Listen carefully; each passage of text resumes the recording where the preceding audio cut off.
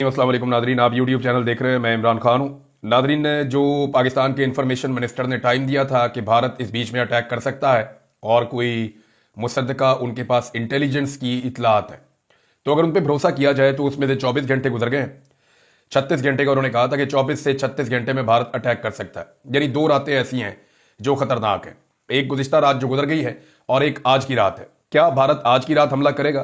क्योंकि पाकिस्तान की जो इंटेलिजेंस की मुसद्दका इतलात है, यानी उसकी तस्दीक की जा सकती है या उनका दावा है कि यह खबर बिल्कुल ठीक है, भारत बिल्कुल अटैक कर सकता है और ऑपरेशंस कर सकता है मुख्तलिफ एरियाज में और हमले कर सकता है। तो इसमें और ये दिलवाई गई है इंफॉर्मेशन मिनिस्टर की जानिब से। वैसे तो वो कोई संजीदा आदमी नहीं है, लेकिन क्योंकि ये इंफॉर्मेशन बहुत संजीदा नौइयत की है और उनका पोर्टफोलियो बहुत संजीदा नौइयत का है, तो ऐसी सूरत हाल में इस खबर को फेंका नहीं जा सकता। तो आज रात भारत की जानिब से हमले का शदीद खतरा हो सकता है। यह हमला भारत कहां कर सकता है, इस बारे में कुछ चीजें मैं आपके सामने रख देता हूं। पाकिस्तान और भारत के बीच में 3 तरह की सरहद है। एक को कहते हैं इंटरनेशनल बॉर्डर। ये जो इंटरनेशनल बॉर्डर है, ये वो एरिया है जहां पे सख्त कवानीन है, यानी यहां पे कोई गोली क्रॉस नहीं कर सकती, यहां से क्रॉसिंग नहीं हो सकती, यहां पे लड़ाई नहीं हो सकती। यहां पे गोली चली तो फिर ऐलान जंग है। तो इंटरनेशनल बॉर्डर के ऊपर नॉर्मली गोली चले तो उसको ऐलान जंग के तौर पे लिया जाता है, नुकसान हो जाए तो ऐलान जंग के तौर पे लिया जाता है। तो यहां पे इम्कानात कम है कि लड़ाई हो। अगर फुल स्केल पे एक लड़ाई होती है या फुल स्केल के ऊपर एक वॉर होती है कि तमाम फ्रंट खोल दिए जाएं, फिर तो इंटरनेशनल बॉर्डर पे लड़ाई हो सकती है। अदरवाइज जो वर्किंग बाउंड्री और एक लाइन ऑफ कंट्रोल का एरिया है, वहां पे टेंशन पहले भी अक्सर रहती है और अब भी हो सकती है या इसमें इजाफा हो सकता है। तो ये 3 तरह की बाउंड्री है।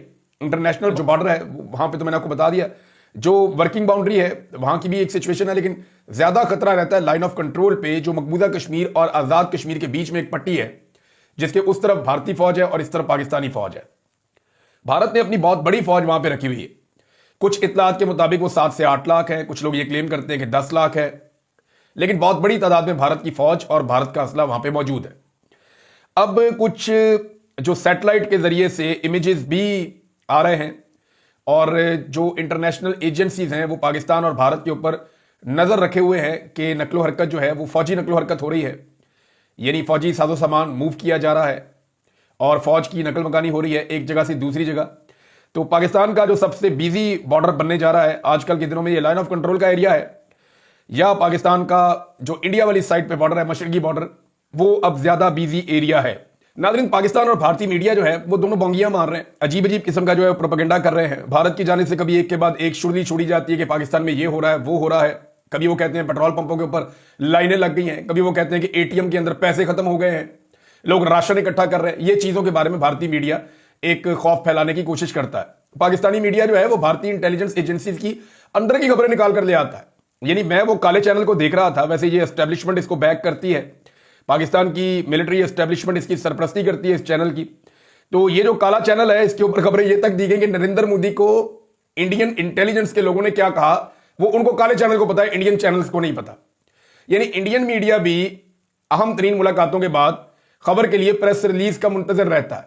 वो 4-5 बंदों की बात होती है, बाहर निकलती नहीं, लेकिन काले चैनल को पता चल जाता है। ये एक्चुअली खबरें नहीं है, ये एक दूसरे के खिलाफ प्रोपेगेंडा की एक वॉर है। जब भी 2 मुल्कों के बीच में लड़ाई होती है तो अलग अलग फ्रंट होते हैं ना, तो एक वॉर साथ में प्रोपेगेंडा वॉर चल रही होती है, जिसमें बता रहे हो ये शुरू से है, जंग अजीम अव्वल, जंग अजीम दोम, और अक्सर पुराने दौर से लेकर अब तक कि जनाब वहां पे आपको शिकस्त हो गई, यहां पे हमें जीत हो गई। ये बातें जानबूझकर फैलाई जाती हैं ताकि दुश्मन का हौसला टूटे। ये बात फैलाई जाती है कि दुश्मन का फलाना बंदा भी हमने मार दिया है, फलां जगह पे हमें कामयाबी हो गई है, फलां मार्के पे हम जीत गए हैं। तो इससे जो है वो हौसला बढ़ता है अपनी फौजों का और दुश्मन की फौजों का हौसला कम होता है। अब ये प्रोपेगेंडा वॉर साथ साथ चलेगी तो आपको बहुत सारी ऐसी खबरें मिलती रहेंगी जो गैर मुसद्दिका होंगी, लेकिन मैं कोशिश करूंगा इस प्लेटफॉर्म से वही चीजें आपको बताऊंगा जिनके सबूत मौजूद हो, या जो चीजें जो हैं वो कॉमन सेंस की कसौटी पे कम से कम पूरी उतरती हों और जिनके शवाहिद नजर आ रहे हो। और नहीं तो फिर दोनों तरफ का जो दावा है वो हम आपके साथ शेयर करेंगे, अगर तो खुदा ना खास्ता जंग वाली सूरत होती है तो। लेकिन लाइन ऑफ कंट्रोल पे शेलिंग के वाकयात हुए हैं, ये रिपोर्ट हुए हैं, फायरिंग के वाकयात हुए हैं, ये भी रिपोर्ट हुए हैं। दोनों तरफ से कोई बड़ा वाकया नहीं हुआ, कोई शहादतों की, हलाकतों की कोई इतला नहीं है, कोई बड़ा जानी नुकसान नहीं हुआ। और भारतीय और पाकिस्तानी स्टेट कंट्रोल्ड मीडिया जो है वो मुख्तलिफ विजुअल्स दिखा रहा है। भारतीय दिखा रहे हैं कि जनाब उन्होंने पाकिस्तानी चेक पोस्टें खाली करवा दी हैं, उनको तबाह कर दिया है। पाकिस्तान में हम ये दिखा रहे हैं कि भारतीय चेक पोस्टें हमने खाली कर दी हैं, तबाह कर दिया है। दोनों तरफ गरीब लोग रहते हैं। ये न्यूक्लियर फ्लैश पॉइंट है, इमरान खान साहब ने कल कहा था। तो न्यूक्लियर फ्लैश पॉइंट है, दोनों तरफ गरीब लोग रहते हैं, दोनों के बहुत बड़े तगड़े अमीर मुल्क नहीं है। दोनों ममालिक को अपनी आवाम की फिक्र करनी चाहिए। अगर एक जंग में जाएंगे तो बहुत पैसा खर्च हो जाएगा। कितना पैसा खर्च हो जाएगा यह मैं आपको बाद में बताता हूं। अब सवाल यह है कि इस वक्त भारत एक लड़ाई की तरफ जा रहा है, वो जारहाना मूड में है, और पाकिस्तान जो है वो मुजामत के मूड में है कि जी ठीक है, हम लड़ाई नहीं करना चाहते, जारहियत नहीं हम करेंगे, लेकिन अगर हमारे ऊपर हमला किया गया तो फिर हम मुजामत करेंगे, और मुजामत ऐसी करेंगे कि फिर सारे याद रखेंगे। अब भारत की यह कोशिश होती है कि लड़ाई फैल जाए। अगर देखिए वर्किंग बाउंड्री पे या लाइन ऑफ कंट्रोल पे भारत को कोई बड़ा नुकसान हो गया, या भारत को कोई वहां शर्मिंदगी उठानी पड़ गई, जैसे पहले वो उठाता रहा है, तो उसके बाद वो कोशिश करता है कि फुल स्केल वॉर के ऊपर दे जाए, हर जगह के ऊपर लड़ाई छेड़ दे, क्योंकि उनकी तादाद ज्यादा है, उनके हथियार ज्यादा है, उनका बजट ज्यादा है, तो वो ज्यादा बड़े पैमाने पर दूर तक लड़ाई को ले जा सकते हैं। तो उसमें पाकिस्तान के लिए मुश्किलात पैदा हो जाती हैं। पाकिस्तान ना तो लड़ाई में पहल करेगा, और ना ही पाकिस्तान चाहेगा कि कोई फुल स्केल लड़ाई हो। उसके रीजंस मैं आपको बताता हूं, भी ये बहुत इंपॉर्टेंट है। देखिए अमेरिका ने हाल ही में भी बताया कि अमेरिका ने जो जंग लड़ी है ना दहशतगर्दी के खिलाफ 9/11 के बाद, उस जंग में अमेरिका ने 8,000 अरब डॉलर्स खर्च किए हैं। 8 ट्रिलियन डॉलर्स ये उन्होंने खर्च किए हैं, 8,000 अरब डॉलर्स। इसका अंदाजा आप यहां से लगा रहे हैं, पाकिस्तान 1 अरब डॉलर के लिए कई मुल्कों की विजिट करता है। पाकिस्तान के ऊपर सबसे बड़ा एहसान जो है वो चाइना का और जो सऊदी अरब है उनका है, और एक यूएई का है, और इन्होंने 2-2, 3-3 अरब डॉलर दिए हुए हैं पाकिस्तान को। तो यहां से आप 1 अरब डॉलर की कीमत का अंदाजा लगाएं तो 8,000 अरब डॉलर जो है वो अमेरिका ने जंगों के अंदर झोंक दिया। तो जंग बहुत महंगी होती है, फौज को रखना उतना महंगा नहीं होता। 9/11 के बाद अमेरिका ने यह किया, और उसमें कुछ उसने लड़ाई लड़ी दुनिया के मुख्तलिफ इलाकों में। 8,000 अरब डॉलर का उनका खर्चा हो गया। अब पाकिस्तान का जो इस वक्त का बजट है, जो दिफाई बजट है, वो 10.2 अरब डॉलर का है। भारत का जो दिफाई बजट है वो पाकिस्तान से 8-9 गुना ज्यादा है। यानी वहां पे 86.1 अरब डॉलर्स का बजट है। एक तरफ 10 अरब डॉलर, एक तरफ 86 अरब डॉलर। तो ये इतना बड़ा फर्क है पाकिस्तान के और भारत के दिफाई बजट में। लेकिन अगर जंग शुरू हो जाती है तो यह खर्चा बहुत बढ़ जाता है, फिर बात इस बजट से आगे निकल जाती है। फिर जंगी बुनियादों पे फैसले होते हैं ना, आपको हथियार चाहिए होते हैं, सपोर्ट चाहिए होती है, नई चीजें चाहिए होती हैं, बहुत सारा फ्यूल चाहिए होता है, बहुत सारी सपोर्ट चाहिए होती है, आप लॉबिंग करते हैं, बहुत सारा पैसा आपका अंधाधुंध खर्च होता है। तो जंग का बिजनेस जो है वो बड़ा फायदेमंद बिजनेस भी है, जो लोग इसके बिजनेस को समझते हैं। पाकिस्तान ने बड़ा पैसा बनाया। जब ये अफगानिस्तान के अंदर 2 दफा जंग हुई है तो पाकिस्तानी जर्नैलों ने, पाकिस्तान के जो लोग वहां कबायली इलाकों में रहते हैं, जिन्होंने ये सारे जहाज बनाया पहले, उसके बाद दूसरे तरीके से उन्हीं को दहशतगर्द डिक्लेयर किया, तो बड़ा पैसा लोगों ने यहां पे जंग में बनाया है। तो अब इस वक्त पाकिस्तान अगर इस जंग के अंदर जाता है तो पाकिस्तान का जो रोजाना का खर्चा होगा, ये कुछ इंटरनेशनल रिपोर्ट्स हैं, मैं आज पढ़ रहा था, उनके मुताबिक हर 2 से 4 दिन में पाकिस्तान को 1 अरब डॉलर चाहिए होगा कम से कम। हर 2 से 4 दिन में 1 अरब डॉलर कम से कम पाकिस्तान को जंग के लिए चाहिए होगा। ये बहुत बड़ी अमाउंट है। अगर पाकिस्तान एक बड़ी वॉर में इंडिया के साथ चला जाता है तो खर्चा इससे भी ज्यादा बढ़ जाएगा, क्योंकि आप एयरफोर्स को मैदान में उतारते हैं, फिर आप बड़ी फौज जो है वो आपकी लड़ती है, इसके अलावा आपकी जो बहरिया है उसको भी लड़ाई करनी होती है। तो ये जब 3 फ्रंट खुल जाते हैं तो सिचुएशन बिल्कुल बदल जाती है। फिर आजकल जो है वो मिसाइल्स का दौर है, रेडार्स का दौर है, एंटी एयरक्राफ्ट जो सिस्टम है, जो ऑटोमेटिक सिस्टम्स हैं, उनका दौर है। तो ऐसी सूरत हाल में ज्यादा डिफिकल्टी पैदा हो जाती है, जंग बहुत महंगी हो जाती है। आपको हंगामी तौर पे दुनिया से वो साजो सामान लेना पड़ता है, जो साजो सामान आपके पास मैसर नहीं होता, या आपको उसी वक्त उसकी जरूरत पड़ती है, आप डिमांड डालते हैं, और उस वक्त कोई भी हुकूमत या कोई भी मुल्क अपनी फौज को मना नहीं कर सकता कि ये चीजें हम आपको नहीं दे पा रहे। देखिए ना, यूक्रेन ने इतनी लंबी टक्कर दी है रशिया को, इतनी लंबी लड़ाई लड़ी है, और रशिया का नुकसान भी हुआ है। उसके पीछे को यूक्रेन की फौज तो बहुत बड़ी नहीं थी, वजह यह थी कि पूरी दुनिया ने इतना पैसा भेजा यूक्रेन को। अमेरिका की हुकूमत ने, जो बाइडन की हुकूमत ने इतना पैसा भेजा यूक्रेन को, और इतने हथियार दिए गए यूक्रेन को कि उसकी कोई इंतहा नहीं है। उन हथियारों का उन्होंने इस्तेमाल किया उनके फौजियों ने, और फिर रशिया जो करना चाहता था वो उस तरीके से नहीं कर पाया। तो पैसा बहुत ज्यादा खर्च होता है। इमरान खान साहब का जो जेल से स्टेटमेंट आया, वो स्टेटमेंट आने के बाद एकदम सूरत तब्दील हुई है। यानी भारतीय मीडिया हो या इंटरनेशनल मीडिया हो, हर तरफ पहले जो बात हो रही थी वो पहलगाम के वाकये की हो रही थी, कि पहलगाम का वाकया हो गया, पाकिस्तान से बदला लेना, यह चल रहा था कि पाकिस्तान ने इंडिया में दहशतगर्दी करवा दी, अब इंडिया ने बदला लेना है, ये चल रहा था। अब क्या चल रहा है, जब इमरान खान ने स्टेटमेंट दिया, हालांकि देखिए इससे पहले आर्मी चीफ ने भी स्टेटमेंट दिया, इससे पहले शहबाज शरीफ ने भी स्टेटमेंट दिया, पाकिस्तान के दीगर जो अपोजिशन के लोग हैं, बिलावल ने दिया, सबने दिया, कोई फर्क ही नहीं पड़ा। तब भी बात पहलगाम की हो रही थी, तब भी बात हो रही थी पाकिस्तान के ऊपर मुमकिन अटैक की। अब बात क्या हो रही है, जब से इमरान खान साहब ने स्टेटमेंट दिया तो डिस्कशन हो रही है आरएसएस की आइडियोलॉजी पर। देखे ना, चीजें शिफ्ट हुई है ना। उस आदमी का कद बहुत बड़ा है, वो ब्रांड है, उससे फायदा उठाया जा सकता है। उसने जेल के अंदर से बैठ के एक स्टेटमेंट दिया। स्टेटमेंट क्या था, उसने अपने वकीलों से बातचीत की। वो जो वकीलों से बातचीत हुई वो बाहर आए, उन 5 वकीलों से अलग अलग बातचीत की पार्टी के लोगों ने, और जो चीजें मुश्तरका निकली उनको एक स्टेटमेंट बनाकर उन्होंने डाल दिया कि जनाब ये बातें तो इमरान खान ने डेफिनेटली जेल के अंदर कही है, लिहाजा ये उनका स्टेटमेंट है, ये हमने डाल दिया। अब इसमें जनाब सारे बोले, फर्क नहीं पड़ा। अब इमरान खान साहब ने जब से बात की है तब से आरएसएस की आइडियोलॉजी डिस्कस हो रही है।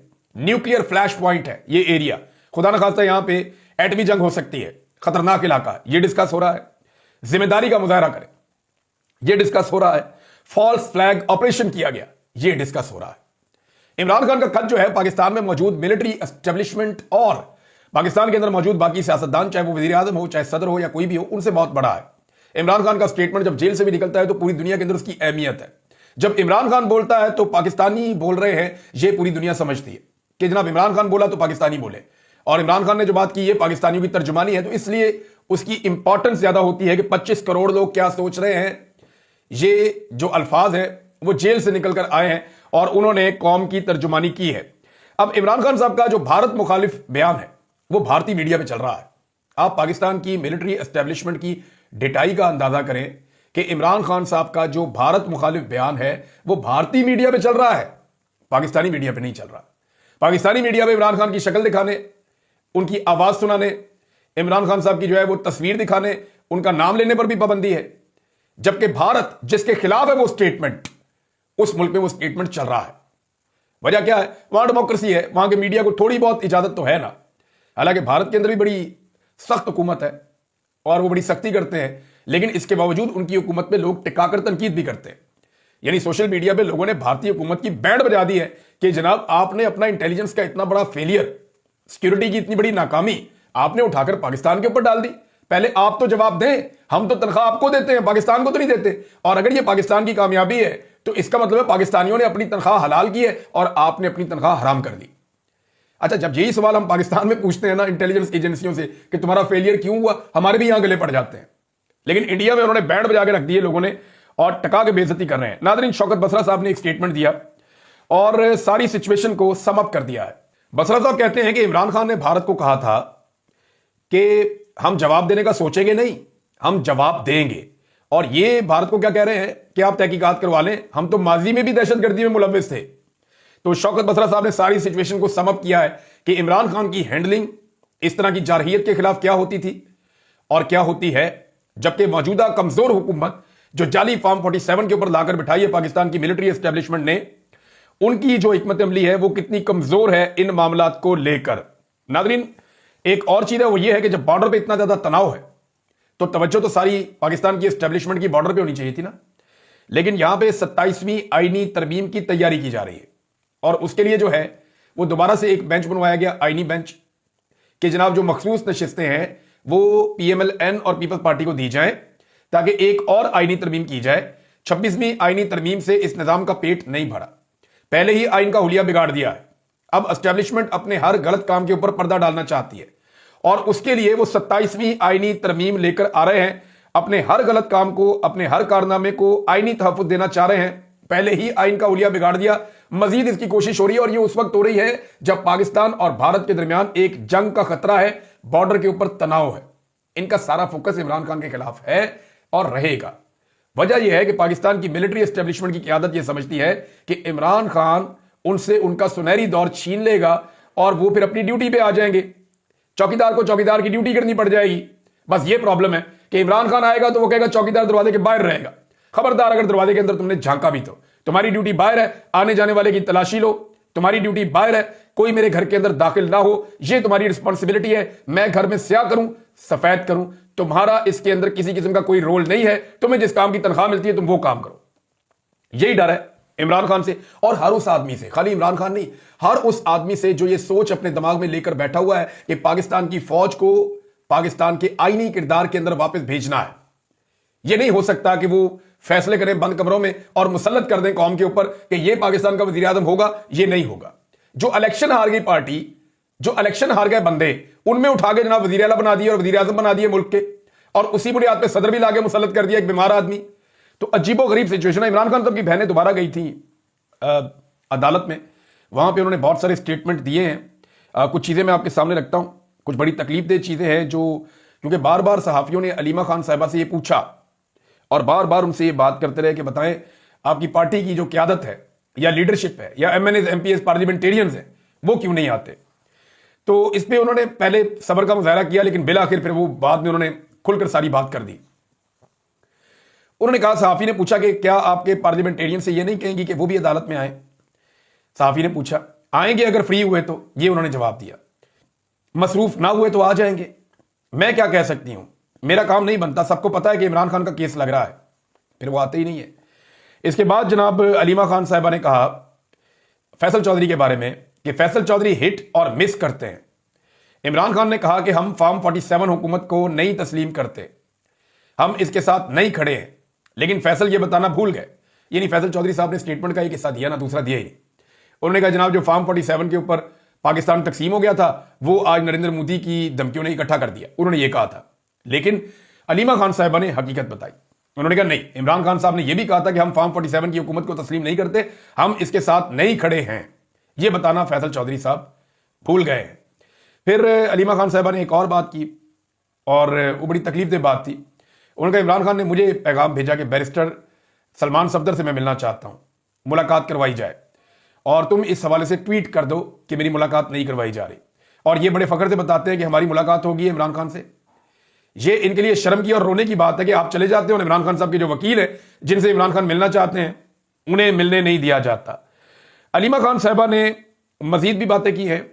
उन्होंने कहा कि फैसल चौधरी कर्नल साहब के खास हैं, वो गाड़ी में भी जेल के अंदर जा सकते हैं, वो बड़े खुश होते हैं कि उनके बड़े रवाबित हैं। उनको इमरान खान नहीं बुला रहे बल्कि उनको भेजा जा रहा है। वो खुशी खुशी इमरान खान के लिए नहीं जाते, वो इसलिए जाते हैं कि कोई इंफॉर्मेशन ही अंदर ना जाए। ये जनाब अलीमा खान साहिबा ने कहा। अब इसके बाद एक और नाजरीन जो सिचुएशन है फैसल वाडा साहब के हवाले से है, और ये बड़ी अहम सिचुएशन है। देखें, फैसल वाडा साहब के बारे में मैं अब ये दावा कर सकता हूं कि फैसल वाडा साहब कोई ना कोई वजारत या कोई ना कोई तमगा लेकर छोड़ेंगे। ऐसे अब उन्होंने नहीं रुकना, उनकी ब्रेकें नहीं लगनी, क्योंकि फैसल वाडा साहब ने बहुत खूबसूरत स्टेटमेंट दिया है। उनका जो खूबसूरत स्टेटमेंट है उसमें वो फरमा रहे हैं कि जनरल आसिम मुनीर की वजह से दुनिया आज पाकिस्तान के साथ खड़ी है। और जो सूरत हाल है वो ये है कि जो पाकिस्तान आए थे अमेरिकी कांग्रेसमैन, वो जब वापस गए हैं तो अब उन्होंने लिखा है एक लेटर डोनाल्ड ट्रंप को। देखें, इससे पहले जो विल्सन से मुलाकात की थी मोहसिन नकवी ने, वो दिन और आज का दिन, जो विल्सन रोजाना की बुनियाद पे इमरान खान की आजादी के लिए कोशिश करता है और वो ये समझता है कि पाकिस्तान में जुल्म और ज्यादती हो रही है। इसी तरह आर्मी चीफ ने मुलाकात की जैक ब्रैगमैन से, और अब वो भी रोजाना की बुनियाद के ऊपर इमरान खान के हक में आवाज उठा रहे हैं और वो ये समझते हैं कि पाकिस्तान में मिलिट्री एस्टेब्लिशमेंट ज्यादती कर रही है और जमहूरियत को दागदार कर रही है। अब अमेरिकी कांग्रेस मेंबरान है, ये बहुत इंपॉर्टेंट डेवलपमेंट है, ये आम बात नहीं है, क्योंकि जब कांग्रेसमैन लिखते हैं सदर को तो वहां से कोई ना कोई रिस्पॉन्स जरूर आता है। ऐसा लगता है कि अब वक्त आ गया है कि शायद डोनाल्ड ट्रंप या उनकी हुकूमत इमरान खान साहब के मामले पे कोई मौकिफ लेगी। अगर तो वो ये मौकिफ लेते हैं कि अमेरिका इस मामले में न्यूट्रल है, हम किरदार अदा नहीं करना चाहते, तो भी ठीक है, पाकिस्तान के अंदर अपना एक मामला चल रहा है, चलता रहेगा। लेकिन बैकडोर चैनल पे अमेरिका ने अब तक पाकिस्तान की मिलिट्री एस्टेब्लिशमेंट को सपोर्ट किया, खासतौर पर जो बाइडन की हुकूमत में किया गया। अब देखते हैं कि ट्रंप की हुकूमत इस पर क्या करती है। लेकिन लेटर क्या लिखा, अमेरिकी कांग्रेसमैन जैक ब्रैगमैन और क्रैग स्टंटन, इन्होंने अमेरिकी सदर डोनाल्ड ट्रंप को पाकिस्तान में जमहूरियत और इंसानी हकूक की खिलाफ वर्जियों से मुताल्लिक एक तफसीली खत लिखा है। खास तौर पे इस खत में वजीर दाखिला मोहसिन नकवी की जानिब से जो क्रैकडाउन किया गया उसका खास जिक्र किया गया है, और सदर को यह कहा गया है कि आप इन मामलात का नोटिस लें, और सियासी जबर में मुलव्वस अफराद पर वीजा पाबंदियों का मुतालबा भी किया गया है। नादरीन, इसके ऊपर मैं मजीद डेवलपमेंट आपको बताऊंगा नेक्स्ट वीलॉग में, क्योंकि वीलॉग बहुत लंबा हो गया। दुआ है कि आज की रात भी पुरअमन तरीके से गुजरे और जो दोनों न्यूक्लियर पावर्स हैं उनके दरमियान कोई ऐसी लड़ाई शुरू ना हो जिसका खुमियाजा सबको बाद में भुगतना पड़े। लड़ाई इंडिया के लिए भी अच्छी नहीं है, पाकिस्तान के लिए तो बिल्कुल ही अच्छी नहीं है, लेकिन इंडिया मुझे ऐसा लगता है कि इस वक्त फायदा उठाना चाहता है जो तकसीम पाकिस्तान में पैदा हो चुकी है। इंडिया यह जानता है और बड़ी गहराई से जानता है कि इस वक्त पाकिस्तान की फौज और पाकिस्तान की आवाम के दरमियान कुछ दूरियां पैदा हुई हैं और उनकी वजह क्या है? मिलिट्री एस्टेब्लिशमेंट के गलत और जानिबदाराना फैसले। अब तक इतने